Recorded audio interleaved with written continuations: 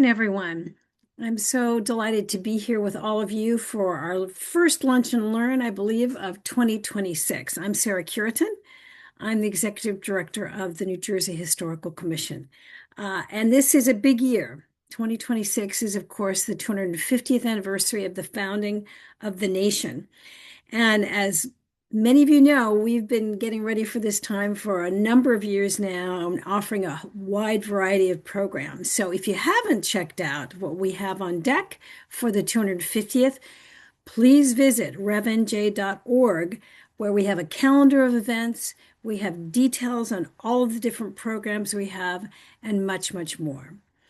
Now, today's program is part of our 250th activities. It's actually the last in our series of programs around the theme that our conference of 2025 focused on, this theme of memory and memorialization.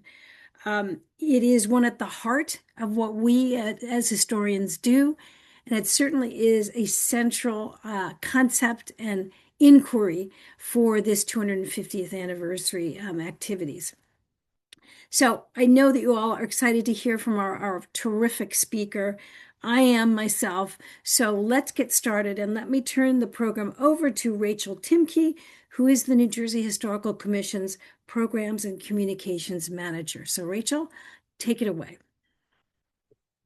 Thank you, Sarah, and welcome again to everyone. We are excited to have you here with us. I am particularly excited for this topic. As Sarah mentioned, these debates around what is commemorated in our public spaces, who and what, these are ongoing. And I think it's so important to remember that when we're having these discussions today, that they're part of a long legacy of, inclusion, exclusion, disagreement, and debate. So really looking forward to hearing more from Dr. Janofsky about all of this. As was mentioned, this is a part of our memory memorialization theme, which was our 2025 theme. Through circumstances very much outside of Dr. Janofsky's control, it was not presented at our conference, but I'm really excited that we can put it into this format today. Not only because it serves as such a great bridge into our 2026 theme, which is going to be Revolutionary Legacy, looking at the history of the American Revolution in New Jersey and the way that those events, people, and ideas continue to impact New Jersey throughout the past 250 years. So please keep an eye out for that programming. We have so much more to come. But for now, let me introduce today's speaker. Dr. Janofsky is a professor of public history at Rowan University and director of Red Bank Battlefield Park.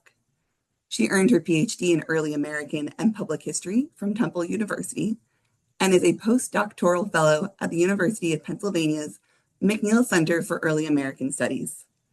Co-directing the award-winning Red Bank Archaeology Project, she helped lead the discovery of a Hessian mass burial in 2022.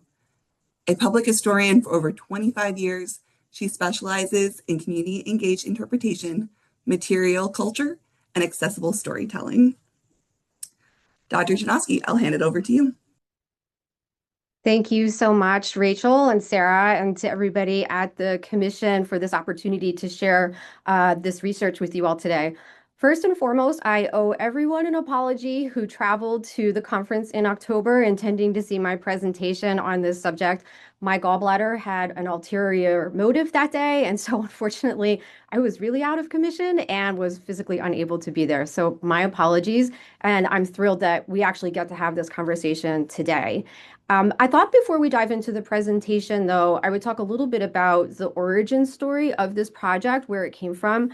I think so many times when we talk about public history projects, we identify projects with like one person. And what I hope that you appreciate after this presentation is that public history is a collaborative process. And so many people have contributed efforts to the work that we're doing at Red Bank Battlefield to share the story of Black participation in the battle. When I first started in my position back in 2012, I was thumbing through some files in the office and I randomly came across a file on African Americans at the Battle of Red Bank. And this was not a story that we were robustly sharing at the time at the park. It was a story that was deeply unfamiliar to me. And I went down the rabbit hole of trying to understand the history of this subject and why we weren't telling this story at Red Bank, because it is such a compelling story. One of our volunteers, Harry Schaefer, is an avid researcher and local historian. He had been working on the project, and he encouraged me to reach out to Joe Becton. Many of you might be familiar with Joe and his work at the National Park Service and a long career as an African-American interpreter. And we had many conversations about the research that he had also been doing on Black participation at the battle. So the presentation today is going to be a combination both of the academic research of asking the question, why was this story not being told at Red Bank Battlefield Park, as well as our community's efforts at Red Bank to share this story. So I'll probably go for about 40 minutes or so. I'm hoping to have time for questions and answers, and of course, conversation around this subject. So I will share my screen now.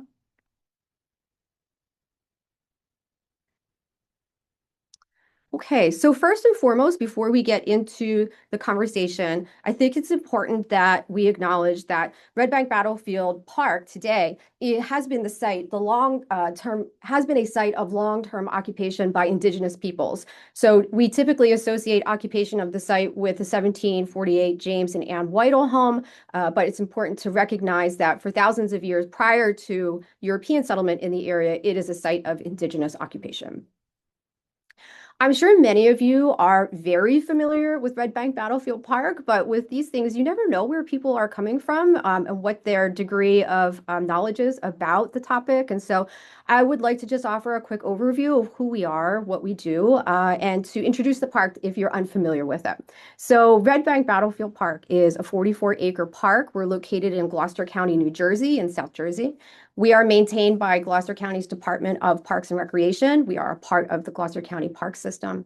We're located directly across from Philadelphia International Airport and also our sister fort, Fort Mifflin, and we are on the Delaware River. So if you're looking to take a walk, maybe not this weekend with the snow forecast, but if you're looking to take a walk at a beautiful spot, I would highly recommend Red Bank Battlefield Park. Each year, we have about 200,000 people who visit with us. And fun fact, the sign that you see here is now an artifact.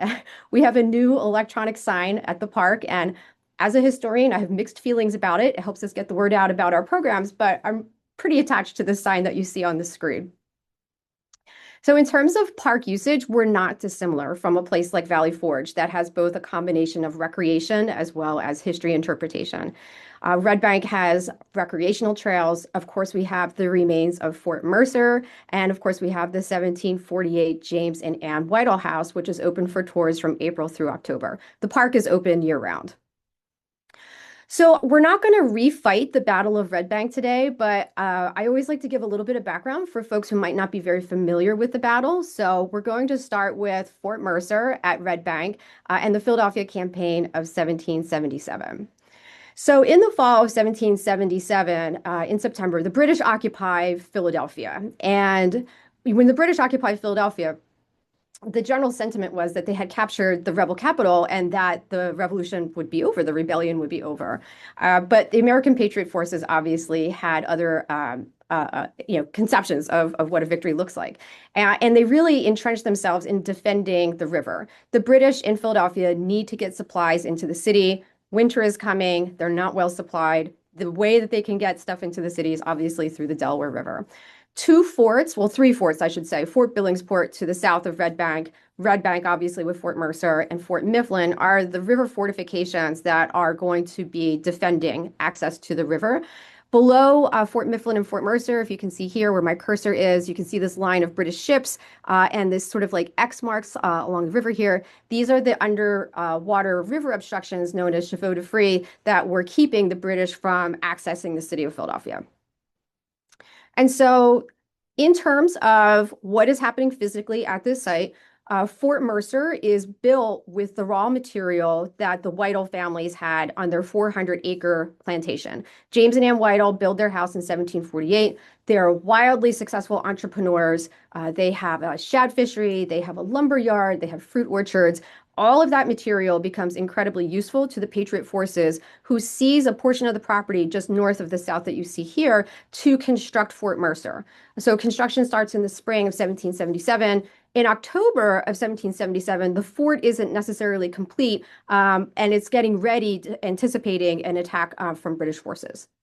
So in October, defending the fort, we have the Rhode Island regiments, and they are led by Colonel Christopher Green. We have the 1st and the 2nd Rhode Island regiments. George Washington writes to Christopher Green, "The post with which you are entrusted is of the utmost importance to America. The whole defense of the Delaware absolutely depends on it." That I always think about Christopher Green reading that letter from George Washington and having a moment of realizing that, this is a major issue, this is a major moment. To coin a line from Hamilton, history has its eyes on you. And so it's interesting to think about Christopher Green and his leadership abilities in this moment in time. Defending the garrison with the Rhode Island regiments are 48 African American and Indigenous soldiers. This is a fully integrated fighting unit in the fall of 1777. In 1778, at Valley Forge, the unit is reorganized and it becomes a segregated unit. It becomes the Black Regiment. But in October, at the Battle of Red Bank, this is an integrated unit. Overall, there's a fighting force of about 500 men defending Fort Mercer. Attacking the fort are the Hessian forces. And so Hessian soldiers were basically auxiliary troops that the British had engaged because they didn't have enough manpower. And so approximately 30,000 Hessian soldiers fought in the Revolution. At Red Bank, the forces are led by Colonel Emil von Donop. There's about 1,200 attacking Hessian soldiers, another 1,000 in reserve. There's the Grenadier Battalion von Linsing, the Grenadier Battalion von Minnegerode, and the Musketeer Regiment von Mirbach. So attacking force, basically 1,200 with another 1,000 in reserve, defending the fort, 500. And so if you were a betting person on October 22nd, 1777, which is when the Hessian forces attacked Fort Mercer, I'm not sure that many people would have picked the Rhode Island Regiment to pull this thing out. And yet it becomes one of the bigger upset victories of the American Revolution. In the afternoon of October 22nd, the Hessians attack Fort Mercer. Fort Mercer held strong. One of the sort of untold stories of the battle is the tremendous role that the Pennsylvania Navy played in this engagement, firing into those attacking Hessians. And you can see Commodore John Hazelwood here was leading the Pennsylvania Navy in this engagement. The battle is over in 40 minutes, and it becomes one of the most devastating losses of human life for the Hessians in the Revolution. So in the beginning of the battle, a lot of people ask, well, how did this happen? Why was it over so quickly? At the very beginning, von Donop was mortally wounded. And so he takes a musket ball to the hip and he dies a few short days later.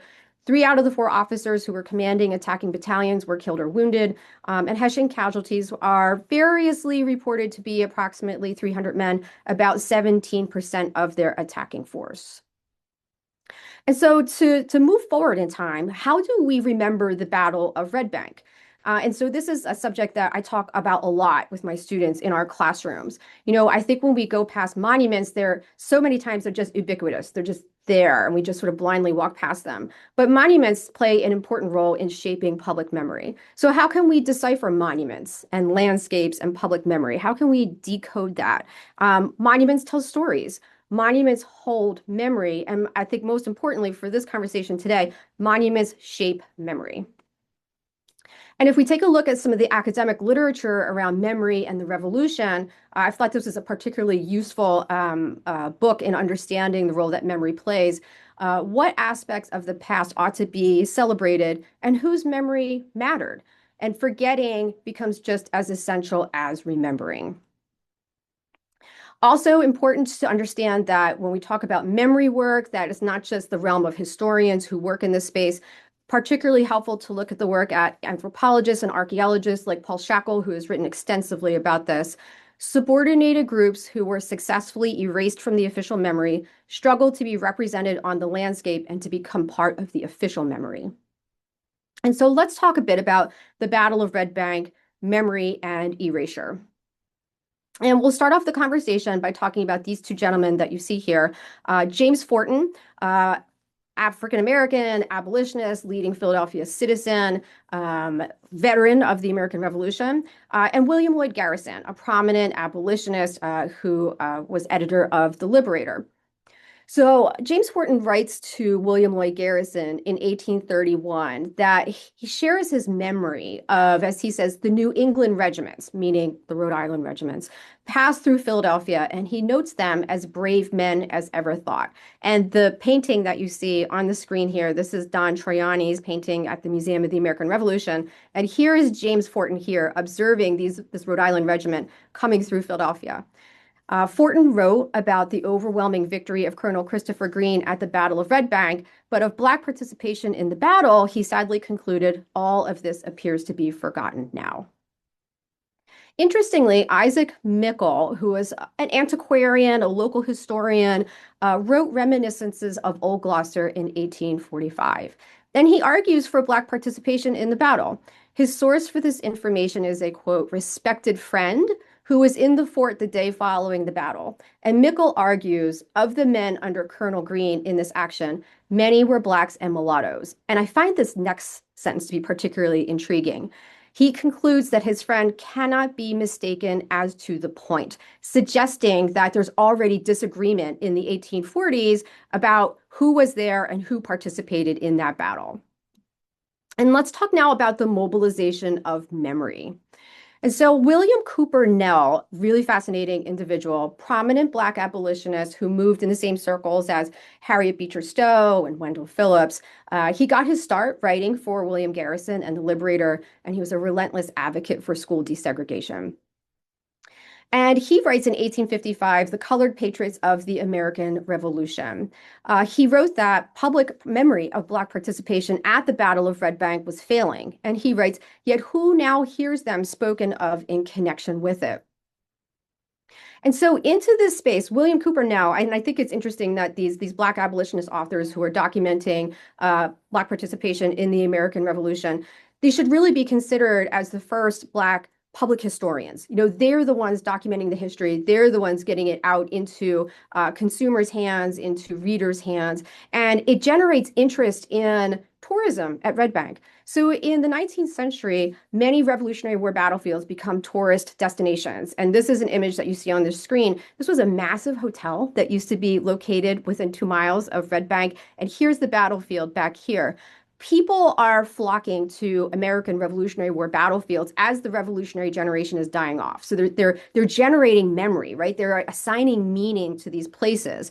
And what becomes fascinating about Red Bank is it is a site of Black tourist activity in the 19th century.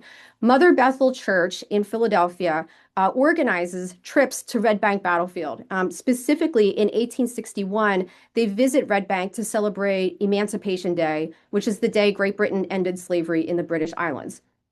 So several hundred church members, including the Sunday school, boarded ferries from Philadelphia to Red Bank. And the documentation of this is amazing. It was sort of a rainy, wet day, but everybody was so excited to be on the ferry heading over to Red Bank. There was music playing. So you can sort of imagine like the energy that was on this boat about going to see Red Bank. And the experience was documented by an anonymous writer in the Weekly Anglo-African of 1861. He writes that visitors were engaged in selecting the various spots marked out in the history of the battle. Really interesting to think of them moving around the battlefield. Who is their guide? Who is telling the stories? How are the children receiving this information? I think it's just an amazing moment in time to physically think of them on site. So it was a fun day, albeit a wet day, and they left for home, according to the writer, feeling much happier, if not wiser, than when we left for our homes for this long celebrated spot of colored American patriotic achievement. And he concludes that this is the place at which colored men so nobly defended the city of brotherly love. Interestingly, it's not just Mother Bethel who's visiting Red Bank Battlefield. I have another source from 1865 that Macedonia AME Church in Camden also visited the battlefield and also brought their Sunday school students. And so really interesting connection between education and families. So if we take just a quick academic look at this and how we can understand these moments in time, we're talking about vernacular memory making. And this is what historian David Glasper Glassberg has defined as a process where groups create their own memories that compete with official memory. And so there are white histories being produced at this time of the revolution that are excluding Black participation, but running parallel are the Black community's efforts to commemorate Black participation in the battle. So visits to Red Bank and histories of the battle are actively incubating this memory. And these memories become increasingly important with the coming of the Civil War. And so in 1861, it's not clear if African Americans are going to be permitted to enlist and fight in the Union cause. And it's really interesting because so many people are mobilizing this memory of Red Bank to justify their participation in defending the country. In this particular volume that you see in front of you, Letters and Discussions of the Formation of Colored Regiments by Alfred Green, Alfred Green was not only a writer, but also a speaker. And so he's on the abolitionist speaking circuit, and he's advocating for African Americans to be included in the war effort. And he writes, these colored soldiers should be attached to the home guard. They will make Herculean defenders. Colored men, it should be remembered, fought the glorious Battle of Red Bank when the city was in peril in 1777. And you see it in local small communities like Gouldtown in Cumberland County, which is a small historically mixed race community that also has like a similar sort of advocacy happening here. This is a history of Gouldtown written by William Stewart and the Reverend Theophilus Stewart. And they argue our people remembered the heroic conduct of the Black and colored soldiers at the Battle of Red Bank during the Revolution, in which they gloried, and they thought to emulate the example of those men. So these groups were actually organizing, parading in the streets, excited at the idea of being able to participate. And initially, of course, if you were African American, you were not recruited, but lighter complected men from Gouldtown enlisted and passed as white. But of course, not everybody is receptive to this memory-making project, and there is pushback. And I will say on this slide, there is a racial epithet. I am not going to repeat it, but this is an example that I found of how people, some white members of the white community were really pushing back against this memory of African-American participation. This is a selection from August 1862 from the Patriot Weekly Union, which was a newspaper located in Harrisburg. Somebody had run an advertisement reporting to a local advertisement was recruiting African Americans to participate in the war effort. And the whole thing was a joke. It was meant for public humiliation. And so the newspaper documented that the whole thing was, quote, evidently a burlesque, a hoax, a sell, if you please, at the expense of the valiant darkies of Harrisburg who were so anxious to fight. And the author states that arguments in favor of recruiting Black men based on their heroics at Red Bank are, quote, monstrous assertions, historically incorrect. He continued, it would not be very complimentary to the Hessians who reside in Harrisburg to say that their ancestors were whipped at Red Bank by, even if there was any truth in the assertion, but there is not. As time marches on at Red Bank Battlefield in the late 19th century, early 20th century, it is essentially an abandoned site. In 1872, it had come into the ownership and management of the United States government. It becomes a reservation for the Army Corps of Engineers. And by all descriptions, this place is overrun. Like you couldn't even see the battlefield. You could hardly access the battlefield. There are, in the late 19th and early 20th century, of course, there's the formation of patriotic organizations like the Daughters of the American Revolution, the Sons of the American Revolution, who were really the early pioneers in preserving Revolutionary War battlefield site. This is an example of the article that you see on the screen that the Sons of the American Revolution had visited the site in 1892, and they said no care has been taken to preserve the fortifications, and everything has been left to grow up wild. So in the early 20th century, because of the efforts of organizations like the Sons of the American Revolution, the Daughters of the American Revolution, and the newly formed Gloucester County Historical Society, they advocated for preservation of the battlefield. It would be a whole other webinar to talk about the history of the Borough of National Park, but the National Park Borough was created around this time. We are not a national park. We are a county park, but there was lots of enthusiasm for Red Bank to be included as a national park. So it was the national park that was not, essentially.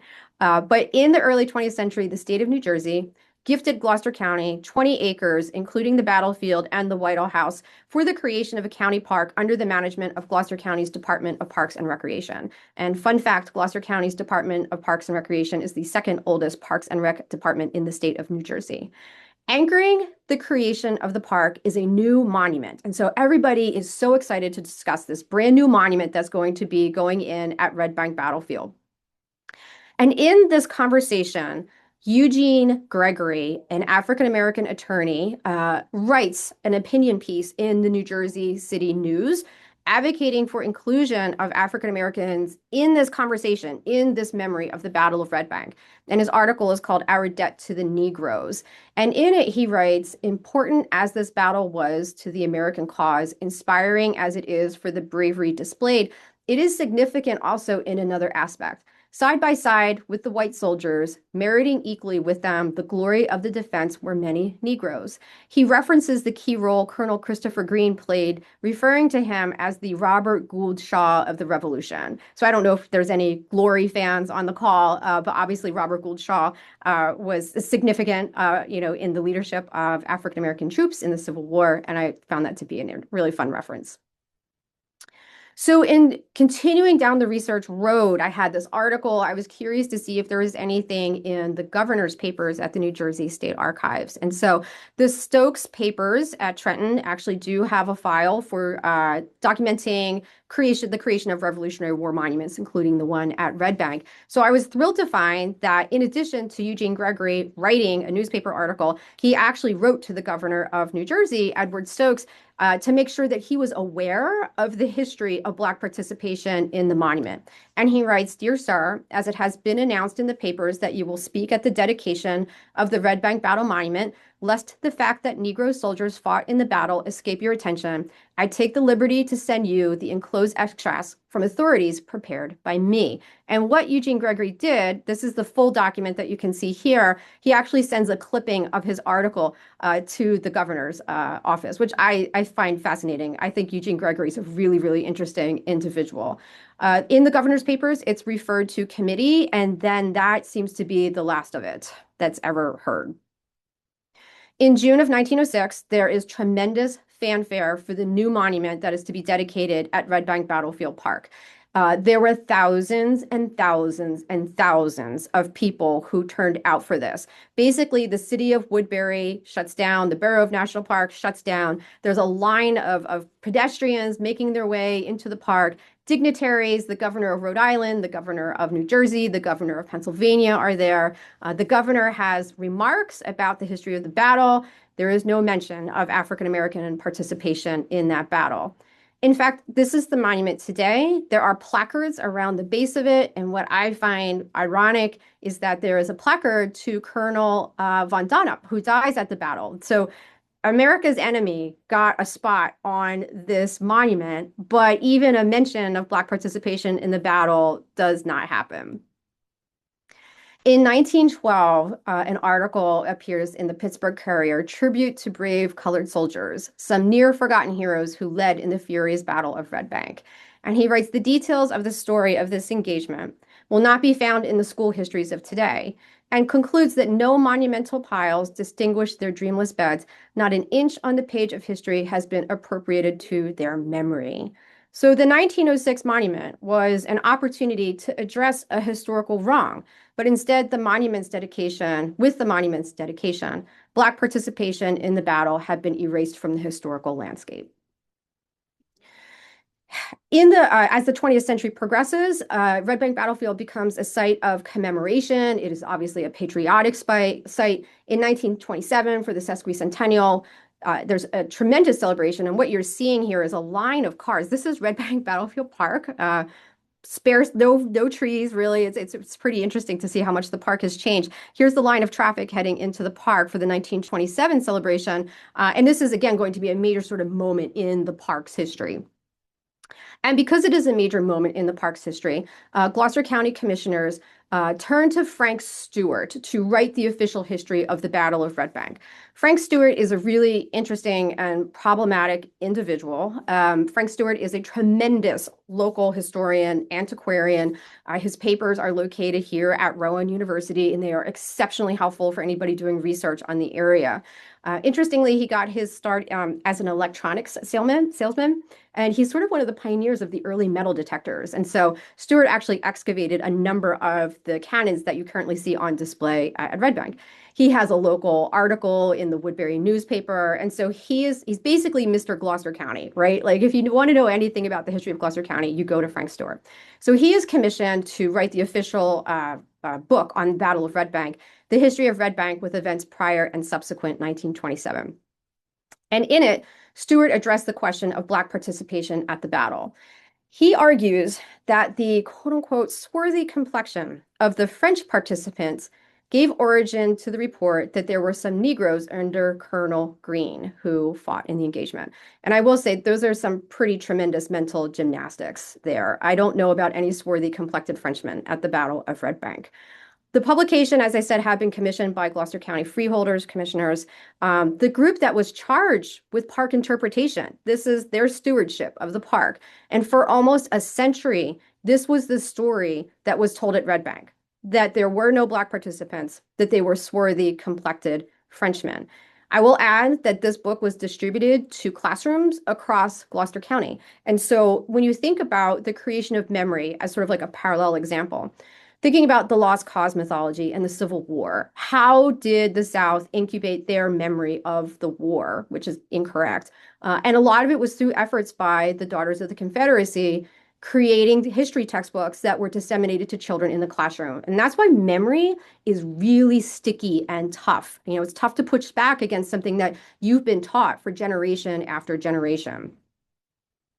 So fast forward into modern times. As you all know, we have an active archaeology project at Red Bank Battlefield. And in the summer of 2024, our Rowan University field students discovered this pin. And what a moment that we had when we were exploring what the heck is this thing? And as you can see, it has POS of A. There's George in the center. This is a Patriotic Order of the Sons of America button. And the Patriotic Order was a nativist organization from the early 19th century that had all the usual nativist values of anti-immigrant, anti-African American. And it's an organization that enjoys tremendous popularity in the 20th century.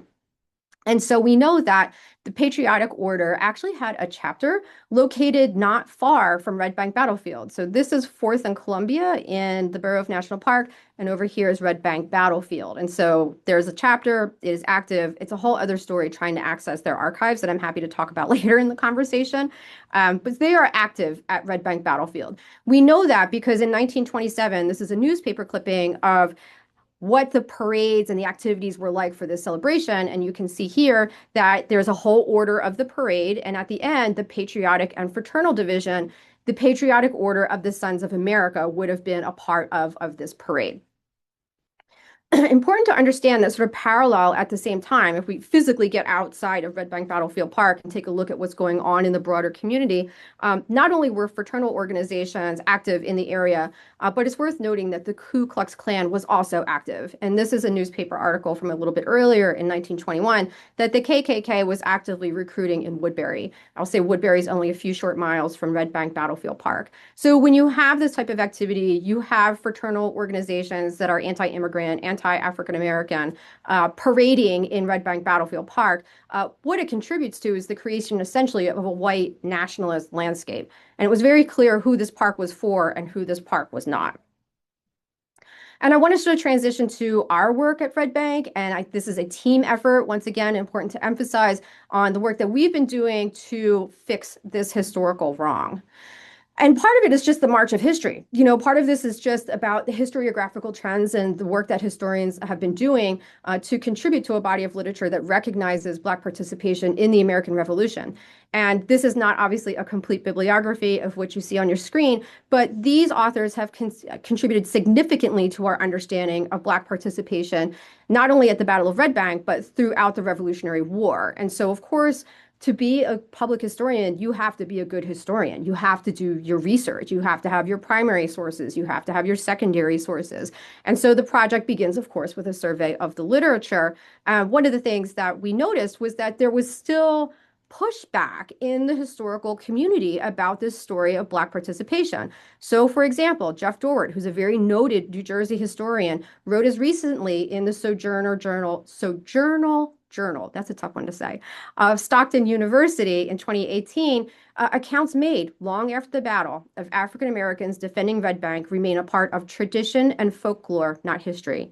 The underline of tradition and folklore is mine. And I think I really want to emphasize that tradition and folklore are history. That's important history, particularly when we're talking about historical erasure. And so when we go to print with things at Red Bank Battlefield Park, we want to make sure that the story we're telling is accurate, it's robust, it has been fully researched. And I will say right now, very public and heartfelt thank you to both the New Jersey Historical Commission and the New Jersey Council for the Humanities for supporting our work in this space. In, I think it was 2017, we received a grant from the commission to hire Dr. Robert Seelig to research Black participation at the battle. And if anybody knows Bob Seelig, he is a tremendous, tremendous military researcher. That's not in my wheelhouse. I am a social and cultural historian. I am a public historian. And I trusted Bob implicitly that he would get this story straight. Based on the research that he produced, we have 48 known African American and Indigenous soldiers who fought at the Battle of Red Bank. We took Bob's research and we applied to the New Jersey Council for the Humanities to create the graphic design and narrative for signage that was going to be installed in the park. And the New Jersey Historical Commission awarded us a project grant for the creation of this signage. And so when you visit today, this is the sign that you will see at Red Bank Battlefield Park. And I will say, as a public historian, it makes me so, so happy when we see park visitors looking at those signs. We also, in addition to working with research and signage, bringing in public programs that tell this story. And so always a pleasure to work with my very good friend, Joe Becton, who you can see here, offering programs on Black participation at the battle. He's a tremendous advocate for this story. And also people like Noah Lewis. This photo is courtesy of John Hurst, who portrays Ned Hector. And always a crowd of individuals who are learning from these incredibly talented public historians and doing the good work of sharing the story and public engagement. We also had the opportunity to share this exhibit with our park visitors called Oh Freedom. And anybody on the commission on this call can tell me where this thing went. I would love to have it back. We got a tremendous response from it that tells this story. And so in terms of future initiatives at Red Bank, I'm so pleased to share with you, and I'm very thankful to the New Jersey Historical Commission's Black Heritage History Trail for recognizing Red Bank Battlefield Park. We couldn't be more excited for that recognition. We are hopeful. We're coordinating a county agency as well as a state agency, and we're hopeful, this is not definite, to have the marker installed in October at our annual Field Day celebration. Our Rowan University students are going to be working hard to identify members of the Black soldiers' descendant community to invite them to the event. We want to connect with these families. This spring, we'll be offering a walking tour sharing the stories of these soldiers. And we are very hopeful, fingers crossed, that we receive a grant from Americana Corner to bring in African American living history interpreters for our spring field trip season. I don't know if there's any other historic site administrators on this call, but we are already getting swamped, which is great for the spring for field trips. And it would be so wonderful to have these folks in the park. If this is a story that resonated with you, there is a whole chapter in the Archaeology of the American Revolution written by me that gives a more robust presentation of the research and the work that we've been doing at Red Bank. I just saw on Amazon, it's on sale. And so these rarely go on sale. So if you're interested, you can pick it up. If the cost is too prohibitive for you, please email me and I'll provide you a copy of the chapter. But I do want to put a plug in. There's two other chapters in this volume on Red Bank, one written by archaeologist Wade Katz on battle reenactments in the 19th century, and another chapter written by Rich Veit and Tom Christ on the mystery of Von Donop's skull, and also many other wonderful essays in this book. And so I made a quick edit to my deck this morning, given what happened yesterday, because I think it's particularly resonant with what's happening in Philadelphia right now, to talk about erasure, memory, and activism. And of course, we saw yesterday that all signage pertaining to slavery at the president's house site has been removed. And so I just want to end with a couple quick thoughts about landscapes and memory and erasure. So, number one, landscapes are historical, they are material evidence. And marking a landscape, as we've done at Red Bank and as they did at the president's house, is an ethical act. It commits us to telling whole stories and refusing silence as an acceptable form of interpretation. And so it's important ethically and professionally that whole and complete stories are being told about landscapes. To mark a landscape is to accept an ethical obligation to tell complete stories and to resist the erasure of people and experiences long excluded from public memory. Many, many parallels to what's happening literally today. So I'm going to stop my screen share. I am so happy to answer any questions, anything you would like to know about anything going on at Red Bank. I'm your person.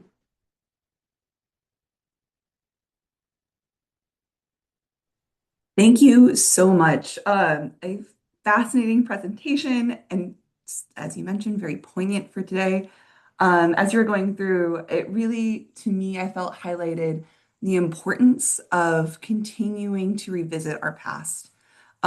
Just that the work of, historians and academic institutions, as well as our public spaces and museums, of constantly questioning what we know about the past. This is such a perfect example of why that is so valuable. So, first of all, thank you. You're welcome. Um, Folks, if you have questions, please drop them in the chat. You can also put them in the Q&A. I've got several for you, but just one to get us started is, you did a great job explaining how you've been taking this research and interpreting at the park. And I was wondering if you could speak a little bit to what public reactions to the story have been. That's a really great question. We spend a tremendous amount of time, particularly with our own university student interns, and training them to engage with the public. Because when you do public history, and I think we should always call it public's history because there's not one public out there, you never know who's going to come in for your program. And I'm so thrilled to say that it's been tremendously popular. There has been no pushback. It's been amazing to see how many members of the African American community come out for these events. In particular, I think it's really interesting. African American veterans are a big part of this population. And, we're always prepared to engage people in dialogue, in conversation. And that's the approach that we take at the park. We're not here to confront anybody. We're here to share stories, and we are always here to listen. And I think when we talk to our students, my favorite line is shut up and listen. Like, what are people saying, right? Like, how can we understand what their experience is, and how they understand a moment in time? So far, so good. Everybody's been really excited. It's always exciting to me to move around the park and see diverse peoples enjoying the landscape and learning about the history. Oh, I love that. And I really love that dialogue approach to these histories. It looks like we've got a number of folks just saying thank you and giving very strong comments. But we also have some questions. The first of which, are there more excavations planned at the battlefield? And what more do you hope to explore with that work? Oh, thank you. Yes. So we will be having our annual Rowan University Fields Goal and public days of participation. If anybody's interested in participating, you can find me at Rowan University in the history department. Send me an email. I'll be happy to get you on our mailing list. We're always interested in exploring the footprint of Fort Mercer. Where the heck is Fort Mercer when you go to Red Bank? Because we're in an incredibly manicured and landscaped space. And so trying to identify that footprint, and of course, always interested in recovering the material culture of the soldiers who participated in the battle. And so a button, a buckle, they move beyond functional items of the past to, just lost my AirPod, but also thinking about, whose was that? Whose button was this? Whose buckle was that? How did they experience the landscape of Red Bank Battlefield Park? And so if anybody's interested in that, please feel free to drop me a line. It's a very robust public archaeology program, and we would be more than happy to have you. That's wonderful. And to folks on the webinar today, I can send out a follow-up email that provides Dr. Janofsky's contact information if you want to get involved on that newsletter. And on the same theme of contacts, it looks like we have a couple of educators with us who are wondering who they should contact if they would like a curated field trip of the park. That would be me. You can contact me again through Rowan. And as a point of reference to support educators, because I know field trips can sometimes be, well, quite frequently be cost prohibitive, the American Battlefield Trust has a grant program that provides busing to America's battlefield sites. And so if the bus is cost prohibitive for you, I will hook you up with the ABT and we can get you out to the park. And if you are interested in participating in a field trip, please book now. Like we are really filling up and we'll do everything we can do to accommodate your schedule and your students.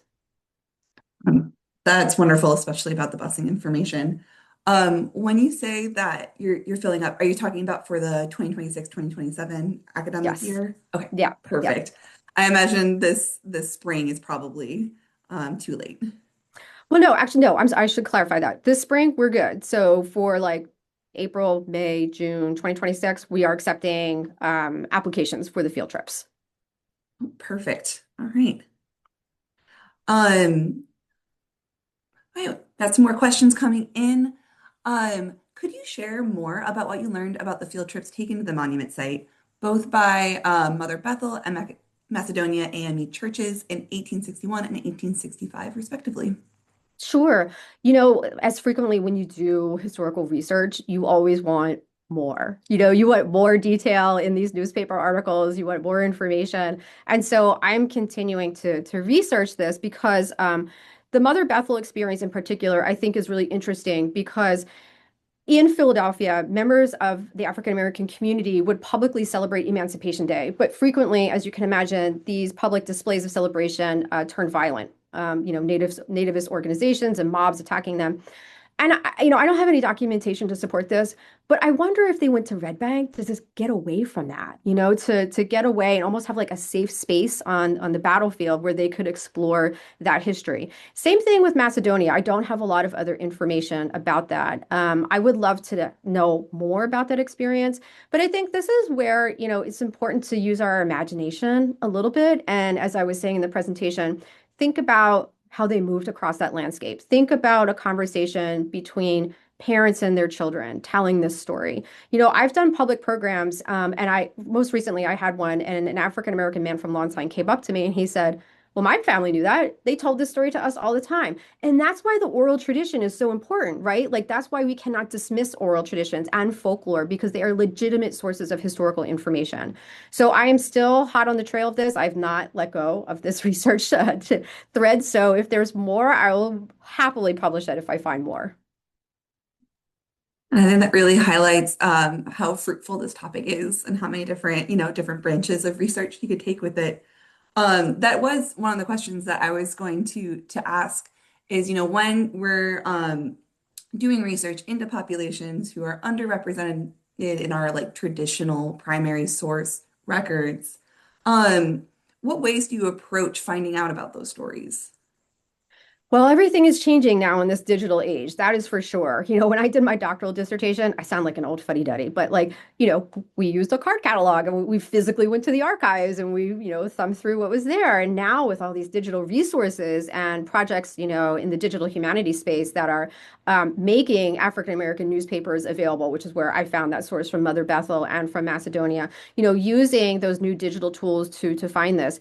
But also, I think it's important to talk about the role that archaeology plays in telling stories about groups that have been written out of the historical record. That find of the patriotic order's son tremendously changes the story we tell at Red Bank. It's one thing that Frank Stewart wrote this book and he wrote them out of the record. It's another thing to understand that there were groups of people moving in this space claiming ownership of the space, defining the space as sort of this like white patriotic nationalist site that really help us explore more in the historical record. And so, I think it's really important as a historian to be multidisciplinary. We have to be looking at all different types of sources, anthropology, archaeology, all of this to get a more complete picture. No, I love that. And I think that is such a great example of, the many creative approaches that we can take to learning more. I did want to answer a question that was just about the New Jersey Black Heritage Trail. So for more information, please contact our wonderful New Jersey Black Heritage Trail team. Their information is on our website, but there was a question about if there is a plan for a comprehensive website for the trail that Mhm. provides some interpretation. And what I can say is, I believe so. They do so much wonderful interpretation that's outside of just the markers. And I can confirm they're also expanding the virtual museum options that are available on some of the markers that go out there through a QR code. So there's lots of information that goes along with these Black Heritage Trail markers. But I do, again, recommend reaching out to the team themselves so they can give you those exact details. And then I also wanted to highlight another question. It seems like there is some interest in Indigenous populations at the battle. Could you speak more on that? Yeah, so researching the indigenous aspect of this is a little tricky. And how do we identify who these individuals were? Bob Seelig has identified 8 that he believed to be indigenous. There are quite a few in the historical record who are referenced as being musty, Mustee, and so of mixed racial background. And so we do know that one of the individuals who's musty, who was mixed, is a guy named Windsor Fry. And Windsor Fry is so fascinating. His record of service is incredible. He is in the militia at the Siege of Boston. He comes through the Battle the Battle of Long Island, Trenton, Princeton, Red Bank, Valley Forge, Monmouth. He's at Yorktown. He is court-martialed in 1780 because he stole food. And this was a major issue with Washington's army. The stealing of food was like really something that was highly disruptive. And he actually received the death penalty for his actions. And what we've determined is that his partner was an indigenous woman who was sort of following the army and was expecting, and he stole the food to support her. And so, interestingly, conversation between Colonel Christopher Green and George Washington, they decide to pardon him, and he goes on to march through at Yorktown. He becomes like an incredible Black patriot. But really, trying to get at that thread of the indigenous peoples is challenging. I will say Bob Seelig is very anxious to return to this project because it's been a few years. And so we will be applying for a grant in the near future, again from the commission, to get Bob added to explore more deeply these stories. Because I think, as our interpretation of Red Bank matures and evolves, the amount of diversity of voices in that landscape is important, whether we're talking about African American soldiers, indigenous soldiers, Hessian soldiers, the experience of Quaker pacifists. I think this is what makes Red Bank one of the most compelling sites in anywhere to come see, to learn about the revolution, because it brings in so much complexity to understanding that moment in time. I love that and really hopeful that more of that research comes out soon. I will plug that our project grants are open for declarations of intent to apply. So if a project like that, or if anybody out there has something else that they would like to go for, check out our website. They're due February 27th. So a great opportunity to explore some more. We do have some interest from the New Jersey Council for History Education about perhaps bringing some of this to their conference. So definitely recommend connecting with Joe on that. That's always a wonderful conference to attend. And then we got another question in. If you could talk a little bit about the German government's response to your 2022 finds. Sure. It's kind of like the lack of response. Of course, we notified the embassy of our discovery. We did that through Gloucester County's county council office. And so they did inform the embassy of the discovery. We invited them out to the site to meet the team and sort of observe the process and solicit feedback. If there was anything that they wanted changed differently, we were very, open to working with them. But we actually didn't, we basically got confirmation that they received the email and it was like, thanks. And there was nothing more that really came of it from the, official German government. We have had ongoing conversations with the German War Graves Commission, and they're an entity that is charged with recovering German war dead in Europe, primarily from like 20th century World War I, World War II battles, and making sure that they're given a proper burial. And so we've had several conversations with them, talking about our work, keeping them informed as we develop plans to reinter the Hessian soldiers. What would that space look like? What would they want it to look like? I think it's really important in projects like this that, in as difficult as it is to identify a descendant community in this type of situation, we don't know who these individuals were. Trying to identify any stakeholders in the conversation, I think, is really important. And I will just say, from a like non-government perspective, we did have a German family visit us a couple of years ago who had heard of the discovery, and they brought their 3 children from Germany to Red Bank and other sites, across the United States. But this was on their list to come see. And they placed a flag and a memory stone at the discovery site, which I found very compelling. And most recently, we received communication from a German documentary maker. They're interested in the 250th in the United States, and they're going to be here in March, and they want to talk all about the Red Bank Project. And of course, when we have Bob Seelig, our researcher doing research in Germany, he himself is German. He loves spreading the word about the project. And so even though we don't have like an official relationship going with the German government, we have an informal conversation going with many different stakeholders in Germany, which I think is like really an exciting aspect of this work. Absolutely. That's really special to have, as you were talking about just with the research of different communities who are at Red Bank and seeing, that it can have an international reach like that. We are coming towards the end of our hour, but I know that you mentioned already, I did want to make sure that you had a moment to talk a little bit about those public archaeology opportunities. If you have any dates coming up, or maybe want to explain to our audience what a day like that would look like. Absolutely, sure. So I don't have the dates right in front of me, but again, if you contact me, I'm happy to get you those dates. Registration is required. And so if you would like to participate and you get a notification that registration is open, I need you to register right then and right now so we can get you in on the project. Participation fills up very, very quickly. So when we do public archaeology, and I will say the public archaeology program was originally conceptualized in one of our classes. What would people want to do on an archaeology project? If you could work on an archaeology project, what would that be? And when people show up for the day, they frequently tell us that this is like a bucket list thing. They've always wanted to work on an archaeology project. So no doubt there are some of you on the call who are having this moment of like, this is something I want to do. You get to work side by side with our archaeology team. You learn how to trowel, you learn how to dig, you learn how to use a screen and sift for artifacts.